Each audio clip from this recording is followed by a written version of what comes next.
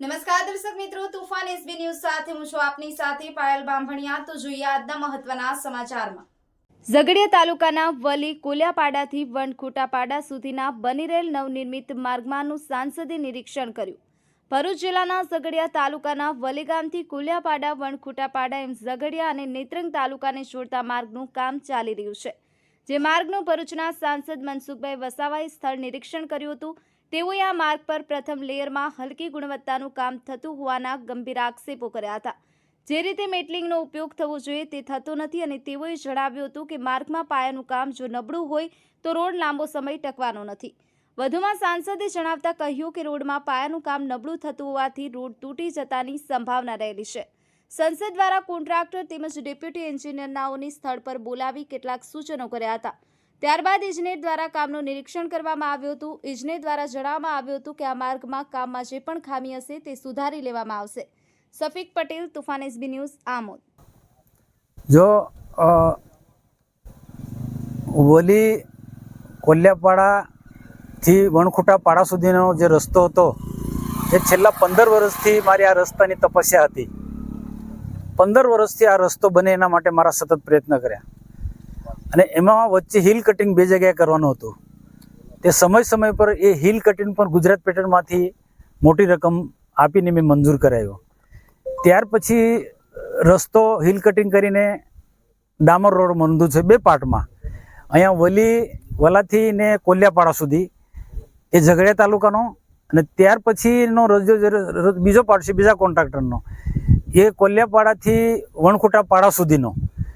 આ જે રસ્તો છે આ વિસ્તાર માટે એક આશીર્વાદરૂપ છે। અંદરના ગામોનો આ રસ્તો બનવાથી જબરજસ્ત મોટો એનો ફાયદો થવાનો છે। આશીર્વાદ રૂપ આ કાર્ય થઈ રહ્યું છે। પરંતુ આ રસ્તાની કામગીરી ચાલુ હતી।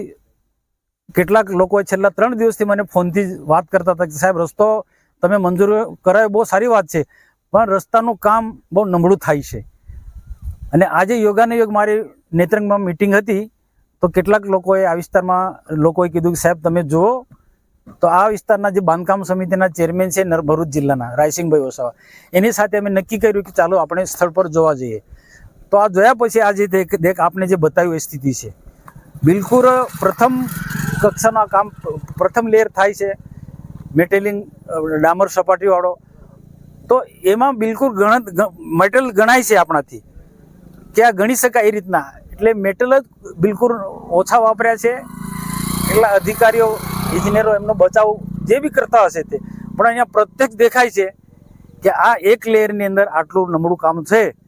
તો પછી ઉપર પછી બીજો ત્રીજો લેયર લે છે એ પછી એ રસ્તો વર્ષ કે 2 વર્ષ જ ચાલવાનો છે, પછી તૂટી જ જવાનો। આ જે રસ્તાઓ તૂટી જાય છે એનું જે પાયાનું કામ નબળું થાય છે એ મેઇન કારણ છે। એટલે હું તો આ રસ્તા પૂરતું નહીં, ભરૂચ જિલ્લામાં કે નર્મદા જિલ્લામાં જે પણ આવા રસ્તા ચાલતા હોય, સ્ટેટના રસ્તા હોય કે જિલ્લા પંચાયતના, એ મેટલ સારા વપરાવા જોઈએ। એને જે સરકારની જે એસ્ટિમેટ છે એ પ્રકારે થવું જોઈએ। અને અહીંયા હું 2-2.5 કલાકથી હું રોકાયો છું। અહીંના ડેપ્યુટી એન્જિનિયર, એના આખી ટીમને, કોન્ટ્રાક્ટર અને એના આસપાસના આગેવાનો પણ અહીંયા બધા ઉપસ્થિત છે। તો મારે એક અપીલ છે કે બધા જ લોકોને કે ભાઈ એક આદિવાસી વિસ્તાર છે, આદિવાસીઓને એક આપણે અનેક પ્રકારની સુવિધા આપવા માંગે છે, તો કમસે કમ પેલો એક રોડ જે છે એ રોડ તો સારો બનવો જોઈએ। તો આ રસ્તો સારો બને એના માટે મેં વિઝિટ લીધી છે। અને જિલ્લાની અંદર જે પણ આવા કોઈક રસ્તા ચાલતા હોય, બધા જ રસ્તાની ક્વોલિટી સારી હોવી જોઈએ। દેશના પ્રધાનમંત્રી નરેન્દ્રભાઈ મોદી સાહેબ, ગુજરાતના માનનીય મુખ્યમંત્રી ભૂપેન્દ્રભાઈ પટેલ સાહેબ સરકારના પારદર્શક વહી માટે ખૂબ સારી વાતો કરે છે, તો એને ફોલો કરવાની અમારી જવાબદારી છે। ને એ જવાબદારીના ભાગરૂપે આજે અમે બાંધકામ સમિતિના ચેરમેન રાયસિંગભાઈ સાથે અમે આવ્યા છે।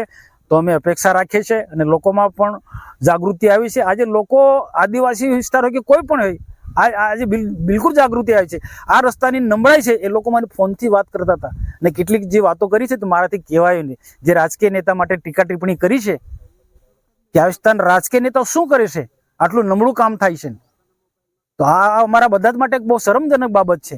તો કામ તો સારું થવું જોઈએ એ જ મારી અપેક્ષા છે। કોન્ટ્રાક્ટર જોડે કોઈ વાત થઈ છે તમારી? કોન્ટ્રાક્ટર પણ અહીંયા છે, કોન્ટ્રાક્ટરને પણ કીધું, ડીએને પણ કીધું। કેટલાક ડીએ કેટલાક મને બતાવ્યું કે આ કામ છે, આ કાર્ય છે, આ કામ છે, આવી રીતના છે, આ રીતના, પણ પછી આ બધું બતાવ્યું પછી એમને સ્વીકાર્યું ડીએ કે ના ભૂલ થયેલી છે। તો ભૂલ થયેલી જ સુધારો. જ્યાં જ્યાં નબળું છે ત્યાં નવેસરથી કામ થવું જોઈએ, એમ ચલાવી લેવાનું નથી.